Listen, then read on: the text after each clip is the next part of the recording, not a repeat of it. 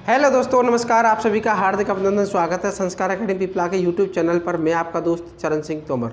मित्रों, जैसा कि आपको पता है, आज की तारीख जो है वो है 30 मार्च। और 30 मार्च आप जानते ही हैं, अगर राजस्थान के निवासी हैं तो आप इस तारीख को अच्छी तरह जानते होंगे मित्रों, क्योंकि इस तारीख यानी 30 मार्च के जो तारीख है, इस तारीख को राजस्थान दिवस मनाया जाता है। और आप जानते ही हैं कि हर राज्य की एक स्थापना दिवस होता है। और मित्रों, आज का जो दिवस है हमारे राजस्थान के लिए अति महत्वपूर्ण है। 30 मार्च को क्या हुआ था मित्रों, हमारे राजस्थान का जो गठन है वो कंप्लीट हुआ था, यानी कि एक बृहद राजस्थान बनके तैयार हुआ था। और इस तारीख को 30 मार्च को राजस्थान दिवस घोषित कर दिया गया। और इस दिन जो है जयपुर शहर जो है राजधानी है, राजस्थान की राजधानी जयपुर शहर के अंदर कई कल्चरल प्रोग्राम होते हैं और कई राजस्थान दिवस जो है हर्षोल्लास से मनाया जाता है मित्रों जयपुर शहर के अंदर। अगर आपको कभी देखने का मौका मिले तो 30 मार्च को जयपुर आकर के आप देख सकते हैं क्या राजस्थान दिवस के जो विशेष आयोजन है वो इस 30 मार्च के दिन किए जाते हैं। आज हम लेके चल रहे हैं मित्रों वो ऐसा टॉपिक जो राजस्थान से संबंधित है, जो प्रजामंडल आंदोलन जो है मैंने आपको कराए, पहले एक बार कराए भी थे लेकिन वो ऑफलाइन बैच में कराए। आज आपके लिए हम ऑनलाइन बैच में प्रजामंडल आंदोलन जो है उनको लेके आए हैं। और आज हम बात करेंगे राजस्थान के उन प्रजामंडलों की कि कौन कौन से प्रजामंडल में किस किस व्यक्ति के द्वारा जो आंदोलन किया गया, उसका अध्यक्ष किसे बनाया गया, उसका जो गठन है वो कहाँ पर किया गया, कब किया गया। सबसे महत्वपूर्ण प्रश्न जो बनता है यहाँ से वो बनता है प्रजामंडल की जो तारीख है या जो सन है वो पूछ ली जाती है कि किस सन में किस प्रजामंडल का गठन किया गया था। तो मित्रों, आज इसी टॉपिक को हम लेके चल रहे हैं। तो आज का हमारा टॉपिक है प्रजामंडल आंदोलन। तो देखिए, सबसे पहले हम बात करें कि एक समूह या एक ग्रुप बनाया गया जिसका नाम रखा गया अखिल भारतीय देशी राज्य लोक परिषद। अखिल भारतीय देशी राज्य लोक परिषद एक ग्रुप बनाया, एक समूह बनाया गया और इसकी स्थापना 1927 में बम्बई में, उस टाइम पर मुंबई का नाम क्या था मित्रों, बम्बई था। और बम्बई में 1927 में एक ग्रुप बनाया गया जिसका नाम रखा गया अखिल भारतीय देशी राज्य लोक परिषद। इस लोक परिषद जो थी इसका उद्देश्य क्या था कि राजस्थान के अंदर एक ऐसा संगठन बनाकर तैयार किया जाए जिसके तहत जो अन्य रियासतें हैं, जो क्योंकि उस टाइम पर राजा और रियासतें चलती थी, तो रियासतें जैसी बात करें तो उस टाइम पर 1927 में रियासतें जब थी तो इनका क्या हुआ, इन रियासतों के विलय को लेकर के और इनके संगठन को एक ऐसा मंच प्रदान करने के लिए एक ऐसा समूह जो बनाया गया उसका नाम था अखिल भारतीय देशी राज्य लोक परिषद। इसकी स्थापना 1927 में कहाँ पे, बम्बई में की गई थी मित्रों। इसके बाद हम बात करें कि इस अखिल भारतीय देशी राज्य लोक परिषद का जो अध्यक्ष था वो दीवान रामचंद्र राव को बनाया गया। ये प्रश्न महत्वपूर्ण है, परीक्षाओं की दृष्टि से महत्वपूर्ण है, क्योंकि ये अखिल भारतीय राज्य लोक परिषद का जो प्रश्न है वो राजस्थान की परीक्षाओं में ही नहीं बल्कि अन्य स्टेट की जो परीक्षा है वहाँ भी ये प्रश्न पूछ लिया जाता है। तो अखिल भारतीय देशी राज्य लोक परिषद की स्थापना 1927 में बम्बई में की गई थी और इसका जो अध्यक्ष बनाया गया था वो किसको बनाया गया, दीवान रामचंद्र राव को बनाया गया था। और उपाध्यक्ष की हम बात करें तो उपाध्यक्ष है इसके विजय सिंह पथिक। विजय सिंह पथिक को आप अच्छी तरह जानते ही हैं, क्योंकि विजय सिंह पथिक किसान आंदोलन के रूप में जाने जाते हैं। और बिजौलिया किसान आंदोलन, जैसा कि हम जानते ही हैं कि किसानों का जो आंदोलन था, सबसे लंबे टाइम तक चलने वाला जो आंदोलन था वो था बिजौलिया। और बिजौलिया क्षेत्र पड़ता है मित्रों भीलवाड़ा में। तो विजय सिंह पथिक जो है वो बिजौलिया किसान आंदोलन के क्या थे, पथ प्रदर्शक थे।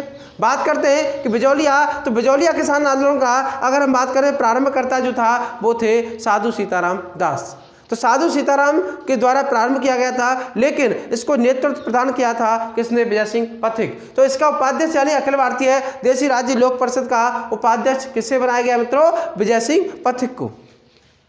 उसके बाद हम बात करते हैं कि राम नारायण चौधरी, ये नाम भी आपने सुना होगा क्योंकि इनकी जो महिला व्यक्तित्व मैंने आपको कराए थे, महिला अखिल भारतीय देशी राज्य लोक परिषद का नाम वहाँ भी आया था कि एक अंजना देवी चौधरी है। अंजना देवी चौधरी है और मैंने आपको बताया था अंजना देवी चौधरी जो है वो वैसे जाति से वैसे थी, अग्रवाल थी मित्रों। लेकिन रामनारायण चौधरी जो है अखिल भारतीय देशी राज्य लोक परिषद के जो सचिव थे, इनकी क्या थी, पत्नी थी। इस कारण यानी राजपूता ने रामनारायण चौधरी जो है को राजपूताने तथा मध्य प्रांत का क्या बनाया गया था? सचिव। राजपूताने का और मध्य प्रांत का सचिव बनाया गया था।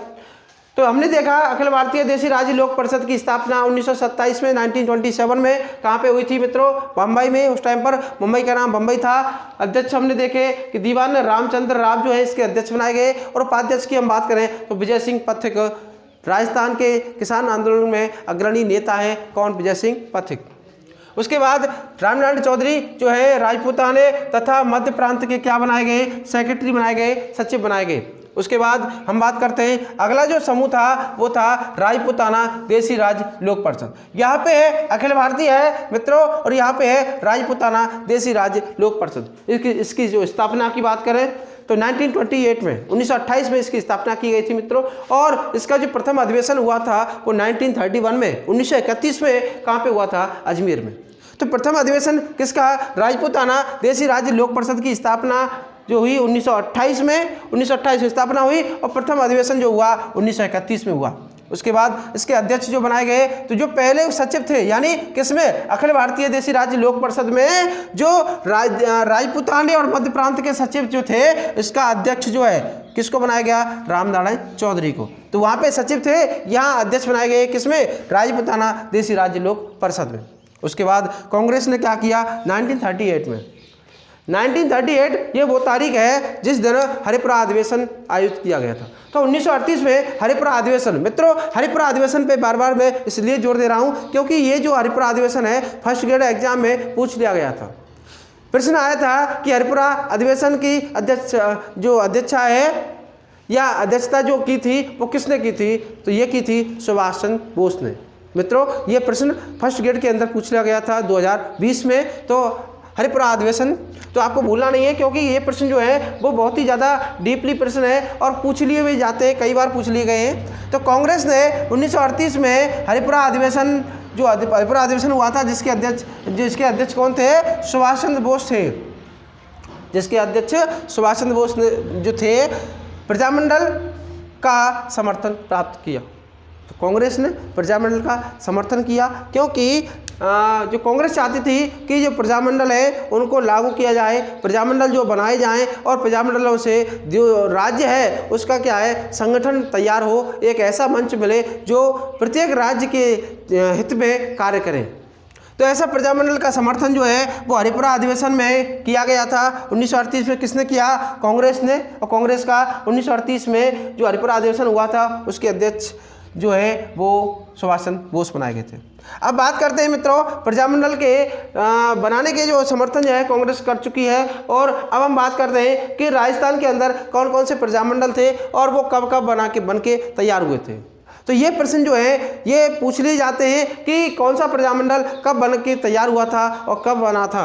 तो सबसे पहले हम बात करते हैं 1931 में, क्योंकि आप जानते ही हैं प्रजामंडल बनने की जो प्रक्रिया है 1931 में प्रारंभ हो गई थी और 1931 से लेकर के 1946 तो सबसे नवीनतम जो प्रजामंडल है वो झालावाड़ प्रजामंडल रहता है 1946। और जैसे मैंने आपको पहले भी बताया था कि रियासतों की हम बात कर रहे थे कि मेवाड़ रियासत, मारवाड़ रियासत या अन्य जो रियासत मैंने आपको कराई सबसे पुरानी, सबसे नवीन, सबसे बड़ी, सबसे छोटी, और ये मैंने आपको कराया था कि सबसे नवीनतम जो रियासत थी वो कौन सी थी? झालावाड़ रियासत थी।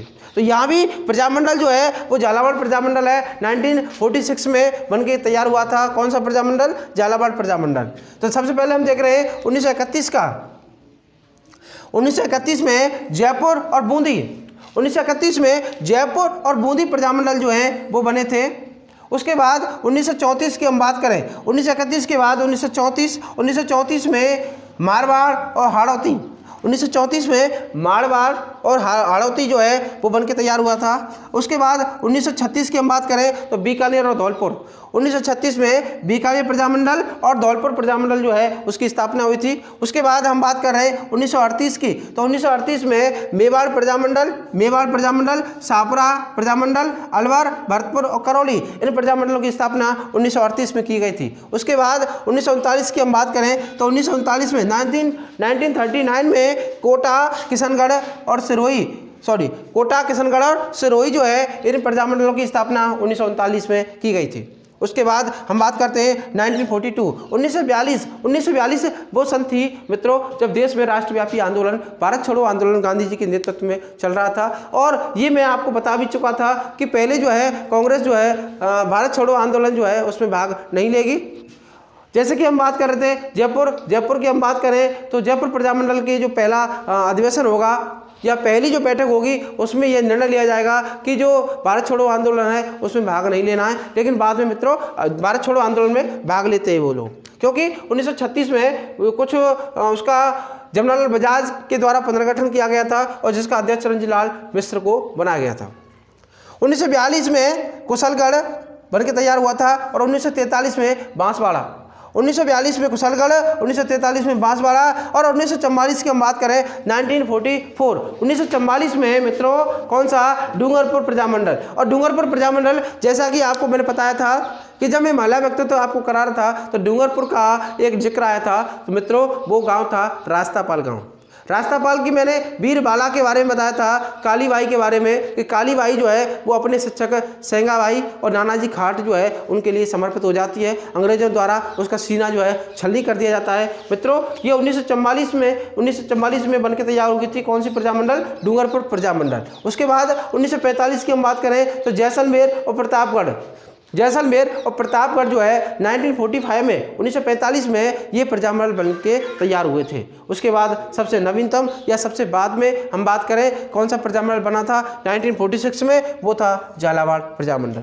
तो मित्रों सबसे पहले हमने देखा कौन सा 1931 में कौन सा जयपुर और बूंदी, 1934 में मारवाड़ हाड़ौती, 1931 में जयपुर बूंदी, 1934 में मारवाड़ और हाड़ौती जो प्रजामंडल है वो बने थे और 1936 में बीकानेर धौलपुर बन के तैयार हो गए। उसके बाद 1938 में मेवाड़ सापुरा अलवर भरतपुर और करौली, 1938 में बनते हैं कौन से, मेवाड़ सापुरा अलवर भरतपुर करौली। उसके बाद 1939 में कोटा किशनगढ़ सिरोही और ये प्रजामंडल जो बन के तैयार हो जाते हैं। उसके बाद 1942 में कुशलगढ़, 1943 में बांसवाड़ा, 1944 में डूंगरपुर, 45 में आपका जैसलमेर प्रतापगढ़ और 1946 में झालावाड़, ये प्रजामंडल जो है वो बन के तैयार होते हैं। मित्रों ये तारीख जो है यानी ये सन जो है वो परीक्षा में पूछ ली जाती है कि 1934 की हम बात करें 1934 में मारवाड़ हाड़ौती, 1946 की हम बात करें तो 1946 में देखिए झालावाड़। तो ये जो है आपको क्या है याद रखने कि किस सन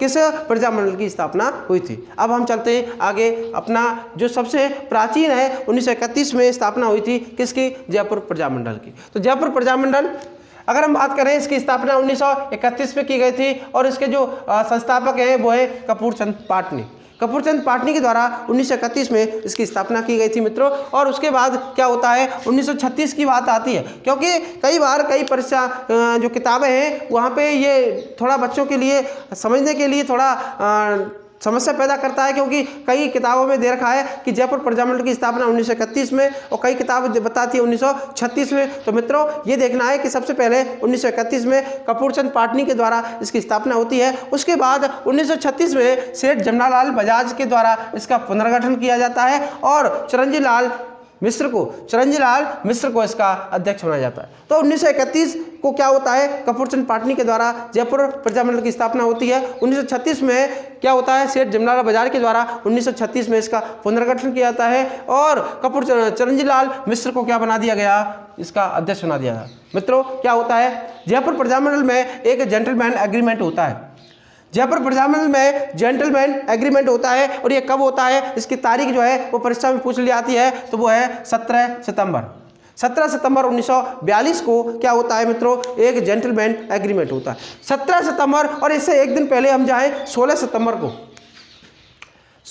सितंबर। मित्रों ये प्रश्न आपके लिए है कि 16 सितंबर जो है उस दिन कौन सा दिवस मनाया जाता है, 16 सितंबर को कौन सा दिवस मनाया जाता है। तो देखिए 16 सितंबर को कौन सा दिवस है, 17 सितंबर को हमारा क्या हुआ था, जो जेंटलमैन एग्रीमेंट हुआ था 17 सितंबर 1942 को हुआ था। 16 सितंबर को विश्व ओजोन दिवस मनाया जाता है। कैसे याद करेंगे आप इसे, इसके लिए थोड़ी सी ट्रिक बनाएंगे हम कि 16 सितंबर के ओज में आकर एससीपीटी कि अब तो 16 है, ओज में आकर एससीपीटी है कि अब तो 16 है, यानी ओज मतलब ओजोन दिवस, अब तो 16 है एससीपीटी। तो ओज में आकर ऐसी पीटी अब तो 16, तो यानी कि 16 सितंबर को क्या ओजोन दिवस मनाया जाता है, और 17 सितंबर 1942 को जेंटलमैन एग्रीमेंट हुआ था मित्रों। और जेंटलमैन एग्रीमेंट जो हुआ था वो हुआ था हीरालाल शास्त्री और आधुनिक जयपुर के निर्माता कौन, मिर्जा इस्माइल। तो मिर्जा इस्माइल के नाम पे मित्रों आप अगर जयपुर गए हो तो एमआई रोड आपने सुना हो, तो मिर्जा इस्माइल एमआई रोड जो है वो इन्हीं के नाम पे बना है। और जयपुर का जो वर्तमान स्वरूप है, हालांकि आप जानते ही हैं कि सवाई जयसिंह के द्वारा इसको नया रूप दिया गया कुछ, लेकिन मिर्जा इस्माइल जो है इसको आधुनिक जयपुर का निर्माता कहा जाता है। तो मित्रों क्या होता है, इस एग्रीमेंट के तहत 17 सितंबर 1942 को जेंटलमैन एग्रीमेंट हुआ था, और किस किस के मध्य हुआ, हीरालाल शास्त्री और मिर्जा इस्माइल के मध्य हुआ। और इसके तहत क्या होता है मित्रों, जो हीरालाल शास्त्री है इनको प्रजामंडल का अध्यक्ष बनाया जाता है। जयपुर प्रजामंडल का जो अध्यक्ष है वो किसको बनाया जाता है, हीरालाल शास्त्री को बनाया जाता है, और इस जयपुर प्रजामंडल का जो प्रधानमंत्री है वो मिर्जा इस्माइल को बनाया जाता है। इसके बाद इस एग्रीमेंट के कारण, यानी किस एग्रीमेंट, जेंटलमैन एग्रीमेंट के कारण क्या होता है मित्रों, जयपुर प्रजामंडल जो है वो भारत छोड़ो आंदोलन में भाग नहीं लेती है। जयपुर प्रजामंडल जो है भारत छोड़ो आंदोलन 1942 में जो आंदोलन हुआ था, इस आंदोलन में भाग नहीं लिया। किसने, जयपुर प्रजामंडल ने। क्यों नहीं लिया, क्योंकि इसमें जो 1942 में 17 सितंबर 1942 को क्या हुआ था, जेंटलमैन एग्रीमेंट हुआ था, और इस एग्रीमेंट से असंतुष्ट होकर के लोगों ने क्या किया, इसका विरोध किया, और इस कारण इन यानी जयपुर प्रजामंडल जो था उसने भारत छोड़ो आंदोलन में भाग नहीं लिया। उसके बाद अगला है आज़ाद मोर्चा। आज़ाद मोर्चा की हम बात करें तो आज़ाद मोर्चा जो है वो जेंटलमैन एग्रीमेंट से असंतुष्ट हो कार्यकर्ताओं के द्वारा, मैंने आपको बताया था कि जेंटलमैन एग्रीमेंट जो आया था वो आम हित के लिए, आम लोगों के हित के लिए नहीं था, लोगों को प्रसन्नता दिलाने वाला नहीं था। क्यों, क्योंकि इसमें कुछ लोगों के अधिकारों का क्या हनन हुआ था। और बात करें कि लोगों ने एग्रीमेंट, जेंटलमैन एग्रीमेंट से असंतुष्ट होकर के लोगों ने क्या किया, उनके कार्यकर्ता जो थे, जेंटलमैन एग्रीमेंट जो है उसके उन कार्यकर्ताओं ने विरोध किया, और कार्यकर्ताओं में से एक थे बाबा हरिश्चंद्र, और बाबा हरिश्चंद्र के नेतृत्व में क्या होता है, आज़ाद मोर्चा का गठन किया जाता है। तो आज़ाद मोर्चा का गठन किसके द्वारा किया गया, बाबा हरिश्चंद्र के द्वारा किया गया। क्यों किया गया, कारण क्या था, क्योंकि जेंटलमैन एग्रीमेंट से असंतुष्ट जो कार्यकर्ता थे उन्होंने मिलकर के बाबा हरिश्चंद्र के नेतृत्व में आज़ाद मोर्चे का क्या किया, गठन किया, और इस आज़ाद मोर्चे ने क्या किया मित्रों, भारत छोड़ो आंदोलन में भाग लिया। पहले क्या था, भाग नहीं लिया था, किसमें, भारत छोड़ो आंदोलन में। क्यों, क्योंकि इसमें क्या है, लोग नाराज थे। अब क्या, उन कार्यकर्ताओं ने मिलकर के बाबा हरिश्चंद्र के नेतृत्व में आज़ाद मोर्चे का गठन किया, और आज़ाद मोर्चे के कार्यकर्ताओं के साथ में सभी लोगों ने भारत छोड़ो आंदोलन में भाग लिया। इसके बाद हम बात करें कि इसके मुख्य सदस्य कौन कौन थे। आज़ाद मोर्चे के जो मुख्य सदस्य थे वो थे रामकरण जोशी, पहले रामकरण जोशी, दौलतमल भंडारी और गुलाबचंद कासलीवाल, ये मुख्य 3 सदस्य थे किसके, आज़ाद मोर्चे के। और बात करते हैं मित्रों 1945 के, 1942 के बाद 1945 आते हैं, और 1945 में पंडित जवाहरलाल नेहरू के अनुरोध पे क्या किया गया, इस आज़ाद मोर्चे का जयपुर प्रजामंडल में क्या सम्मिश्रण किया गया, यानी कि इनका जो विलय है, किसका, आज़ाद मोर्चे का जो विलय है वो जयपुर प्रजामंडल में कर दिया गया। ठीक है ना मित्र, तो ये हमारा जयपुर प्रजामंडल है। इसके बाद हमारा चलेगा बूंदी प्रजामंडल। आप इसका स्क्रीनशॉट ले लीजिए।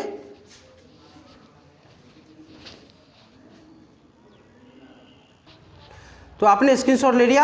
अब बात करें मित्रों, आगे हम जो आने वाली वीडियो है उसमें लेके आएंगे आपके लिए बूंदी प्रजामंडल, और यहाँ तक आपने जो भी पढ़ा उसको अच्छी तरह से आपको अपने जहन में उतारना है मित्रों, क्योंकि जो प्रजामंडल जो प्रश्न है वो परीक्षाओं में कहीं ना कहीं से अवश्य पूछ लिया जाता है, कि अगर वो बन के भी कैसे भी आ सकता है। कि बात करें हरिपुरा अधिवेशन का आया था फर्स्ट ग्रेड में, तो कैसे भी कहीं से भी कुछ बन के आ सकता है मित्रों। और सबसे पहले मुख्य बात है कि प्रजामंडल की स्थापना किस वर्ष की गई थी, ये प्रश्न ज़्यादातर आते हैं, लेकिन अब हम हल्के में नहीं लेंगे, क्योंकि रीट के अंदर कुछ जो धुरंधर थे वो मात खा चुके हैं, और आगे चल के अब धुरंधर ही बाजी मारेंगे मित्रों, यानी कि जो पढ़ाई करेगा वही आगे आएगा, और जो हमारी वीडियो देखेगा वो अच्छे अंक लाएगा। तो इसलिए आपको क्या करना है, हमारे संस्कार एकेडमी यूट्यूब चैनल को सब्सक्राइब करना है। तो अधिक से अधिक सब्सक्राइब कीजिए मित्रों, क्योंकि ये आपके लिए बड़े सम्मान की बात है कि मुझे कहते हुए बड़ा हर्ष हो रहा है कि आपके कुछ सहयोग के कारण हम इतना आज इतना लेके आ रहे हैं और आगे भी लेके आएंगे, आपके लिए ज्ञान के कुछ भंडार लेके आएंगे, लेकिन आपको हमारा सहयोग करना होगा मित्रों। आपको थोड़ा सा आशीर्वाद हमको देना होगा, क्योंकि आपके बिना हम अधूरे हैं। जब तक आप हमारे चैनल को अधिक से अधिक सब्सक्राइब नहीं करेंगे, अधिक से अधिक कमेंट नहीं करेंगे, लाइक नहीं करेंगे, शेयर नहीं करेंगे, तो हम आगे नहीं पढ़ पाएंगे और हमारा मनोबल भी टूट जाएगा मित्रों। तो हमारे मनोबल को बनाए रखने के लिए आपको क्या करना है, आने वाली वीडियो तक हमारे जो सब्सक्राइबर है उसकी संख्या को, उसकी तादाद को बढ़ाना है। तो जल्दी से सब्सक्राइब कीजिए। नमस्कार, धन्यवाद।